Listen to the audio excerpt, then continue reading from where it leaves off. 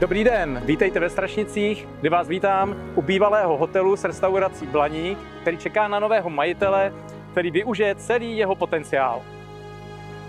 3 nadzemní podlaží, 760 metrů čtverečních užitné plochy, sklep, půda, 17 místností, restaurace a jako bonus 4 garáže a parkovací místa.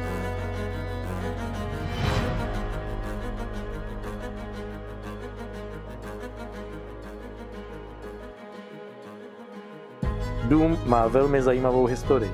Původně zde stál zájezdní hostinec Blaník, později přestavěný na hotel. Dnes čeká na nového majitele, který mu vdechne nový život.